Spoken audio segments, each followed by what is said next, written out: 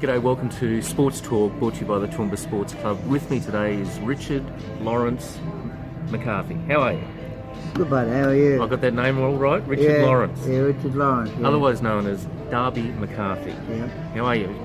Not too bad, bud. That's good. Look, welcome to the show, and I guess the idea of the show is to let Toowoomba people know that we've got some legends in this city, and you're one of them. Yeah.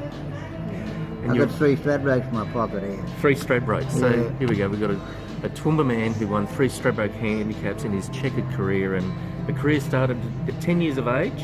Yeah, You won your first race. At Thargomindah. Thargomindah. Flying doctors meeting. Okay, yep. They used to have a flying doctors meeting, returned soldiers meeting at Thargomindah. Yep. And I rode my first winner there when I was 13. 13, okay. And from there, where did you go? You went to Brisbane? Yep. My sister was coming down and my dad was sick, and I said, I'll come down with you, sis. Said, yeah, and I jumped on a train and travelled from Callumalla to Brisbane. Yep. And she said, I've got to do something on Saturday, I've got it on a Friday. Yep. And I said, I'm going to the races. And the race were at TOOWOOMBA. And she said, I just walk down there, we're staying in Upper Edward Street in a unit up there. Walk down the Grand Central and get on the train, go to, said, you'll say the race. I said, okay. And away I went. And down there over the rail, looking at this bloke saddling his horse up. He said, g'day. I said, g'day. He said, you want a job? I said, I got a job. He said, you want to be a jockey? I said, I'm already a jockey. And he looked at me. I was 13. 13 years of age. Yeah. And you ride a winner? I said, yeah. He said, where? I said, Thargomindah. Oh, okay.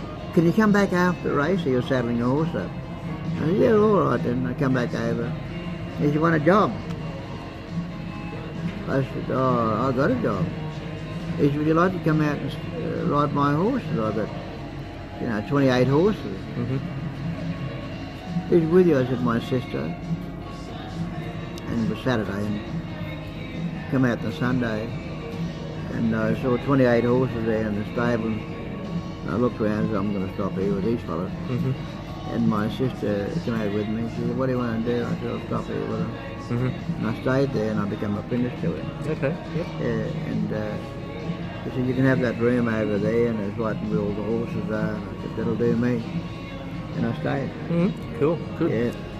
And your Stradbrokes, pretty exciting back then to win Stradbrokes? Yeah, they're still the leading races, like the Stradbroke Brisbane Cup, TOOWOOMBA 10,000, TOOWOOMBA Cup. They're the 2 peak races today. Yep. And I jacked the 63 Stradbroke, 64 Stradbroke, yep. and 66, and the Brisbane Cup. Okay, wow. In the about 3 out of 4 Straddies. Yep. And the Brisbane Cup. And in '68 I won the TOOWOOMBA 10,000. Yep. So I was jagging winners. Were you jagging them, or were you just on the right horses at the right time? Right time. Yep. Yeah. And a bit heavy to carry. And how did you go with your weight over all those times? Was it a struggle to keep the weight on? I was fairly young. Yeah. I'd put my age up a couple of years. I was riding here in Brisbane when I was 13, apprentice jockey when I was 13. Yep. I was telling them I was 50. All right, okay. They didn't know. They said, no, give him his licence, he can ride that fella. And so they gave me a licence to ride. Yeah, oh, good. Yeah. That's unreal. That's unreal. Yeah. And then you got a contract to go over to Paris. Yeah, I actually had a trip over for some reason. I went to Paris or went to England. I went across to Paris and I was offered a contract. And I come back home and I said, I had to get my passport and all that in order. And I offered a contract with a bloke called Daniel Wilderstein. Daniel Wilderstein is an art dealer, he's the biggest art dealer in the world. Okay. The Wilderstein name is still the biggest art dealer today in the world. And he'd offered me a contract in Paris. And so I took it and went back over the following year to ride in Paris. They give me a villa at a place near Chantilly called the Lease, and over the back of me were two swimmers called Ilse and John Conrad at the same time. Yep. Okay. Yep. And I used to go over and see them behind me at Delise. And so my contract was with Daniel Wilderstein. Okay. Cool. And Still a big art dealer today. He's probably still the biggest in the world today. okay. Right. Yeah. You won a couple hundred races over there. I've won a few races. I didn't go very well. Oh right. Okay. Yeah. But I went over to England, rode, came across to Paris, and rode in Germany. But it was a contract for 12 months in Paris, but they loosened me up after a while and said I'd go my own way. But Okay. I stayed there and I just moved around from country to country. Okay. Cool. Went over and had a ride in the Irish Derby, and I was fortunate enough to see a horse called Nijinsky. Nijinsky. Yeah, Nijinsky won 5, at my time over there, won 5 Derby. We had the Irish, French, the Irish Derby, the French Derby, the English Derby, Italian Derby, and another one. They won 5 in the one year. Yep. Amazing horse. People say to me, what's the best horse you ride? Nijinsky. Yep.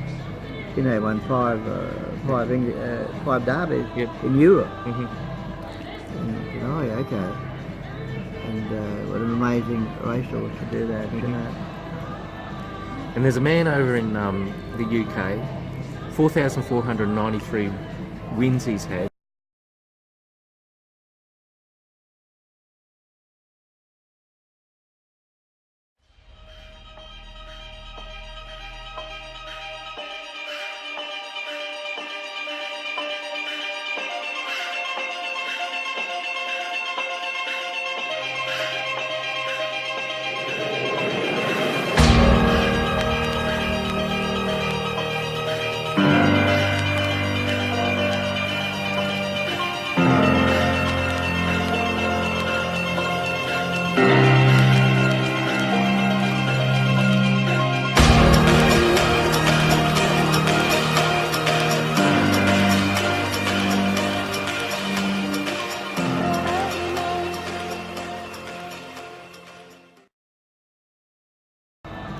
And there's a man over in the UK, 4,493 wins he's had, and you're good friends with him. Yeah, The Lester famous Lester Piggott. Oh, yeah, absolutely. Yeah, Lester was a good race. Yep. Yeah. They brought him over here in England, from England to about 2 or 3 Melbourne Cups ago. Yep. And so the VRC got in touch and said, Darb, you better come down. I said, oh, what? And Lester's here. I said, oh, that's good, my mate. Yeah. And so they flew me down. Yep. And they took me to the race and sitting in the stand there. They said, oh, Darb, the officials come over. Lester's at the back up here sitting. I said, oh, yeah, okay, take me to him. I'm going to say good day to him. Yep. And Lester wouldn't talk to anybody. I didn't know this. Right, okay. But then it come out, you know. And so they would walk me up the top of the stand at the back. Lester was sitting there by himself. And I'm walking towards him. I pointed my face. And, pointed him and pointed my face. And he started to smile. So he remembers me. Yep. And walked up and I was talking to him. And the VRC, none of them from the committee, we wouldn't talk to anybody. Really? Yeah. Okay. And he's their prize guest, right? Yep. Like Lester's won about 5 of the English Derby. He's the Queen's jockey, you know, and leading rider in Europe for I don't know how many times, but he hits the time. Yep. He's the best rider in the world. And so I walked up to him and talking to him. He's smiling up. He's happy to see me. He knew me. Yep.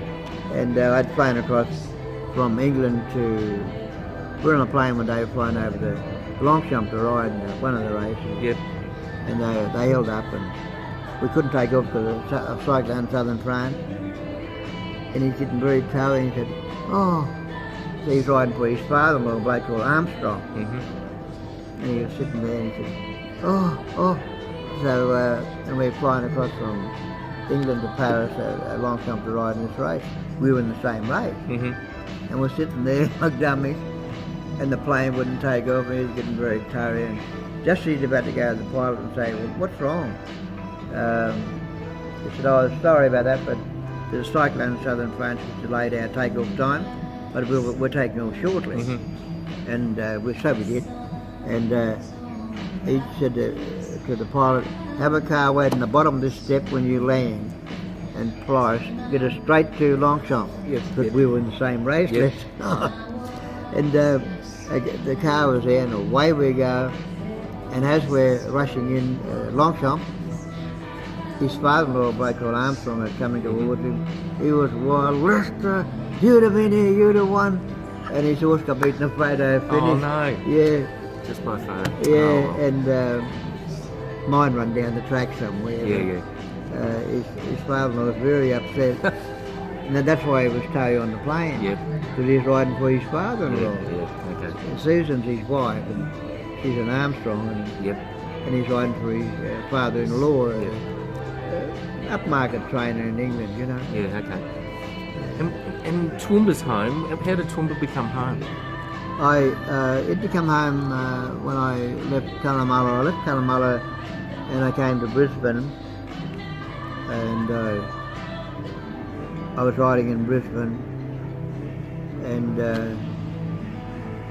I eventually give it away, and I came to Toowoomba and I set up a apprentice jockey training school. Really? Okay. Down on Yep. Hursley Road. Yep. And I said, I know how hard it is, and I can give these blackfellas a job and Mm-hmm. get them involved with horse racing. Yep.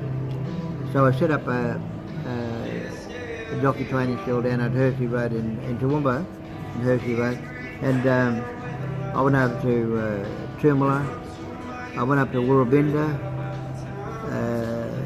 Cherbourg, Mm-hmm. and I get all the black kids and boys and girls and bring them over and give them a job. Okay. Give them a job. I did that for about 5 years actually. Yep. And I didn't know about what it was. My apprentice school was one of the first ones in Australia. Okay. And because later, when I give it away, they got an apprentice school in Melbourne, and they call it Darby Mccarthy's, I think, employment strategy at the MCG. Okay. And it's still going. Wow.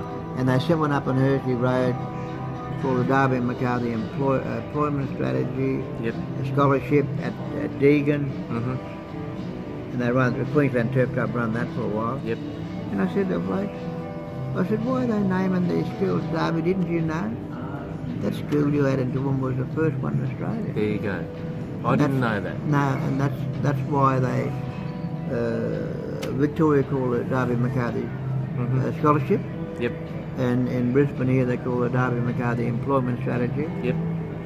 and they were calling them after me. Absolute legend. Well Yeah. done. And you play bingo here at the sports club, and you say to me you're 74, Yeah. you're Indigenous, Yeah. diabetes. Yeah. I'm diabetic, Yep. asthmatic, I'm triple bypass, Right. I'm 74 and I'm black and I should be dead. But I'm still going. You're still going. Still going. Yeah. Mate, you're an absolute legend. Yeah. It is so great to have a legend in Toowoomba living here, and I appreciate you coming on the show today. Life's been good. Yeah, and I went to Sydney, I got an Epsom and Derby in Yep. one day. Within 40 minutes of each other, Yeah, yeah. and that's only been done twice. Twice, yeah. Yep. Prior to mine. Yep. Yeah. Okay. There you go. Their race, those races that I've just talked about there, Yep. they're all $1 million races plus. Okay. The Three Stradbroke's $1 million plus. The Brisbane Cup's $1 million. Yep. Dermot 10,000 $1 million. The AJC Derby in Epsom, Yep. they're $1 million plus. Yep. One of them might be $2 million actually. Yep. And the AJC Epsom and Derby in the one day, I think it's only been done once or twice, Mm-hmm. or it could be 3 times. Yep. And it's over 100 years been running Wow. in one day. And so I'm lucky enough to get those two in one day. Yep. That's great. and we've got the legend himself living in Toowoomba. So, look, thanks for coming on the show today, Darby. And if you catch him, you can catch him down at Toowoomba Sports Club. He's quite a regular down here, and he's an honour. I've sat and had a coffee with him. Absolute honour to spend some time with you today. So, thank you. And stay tuned. There's more shows coming up, brought to you by the Toowoomba Sports Club. This is Sports Talk. Daryl Nicholson, the incredible Darby Mccarthy. Take care. Thanks, Daryl. Have me on.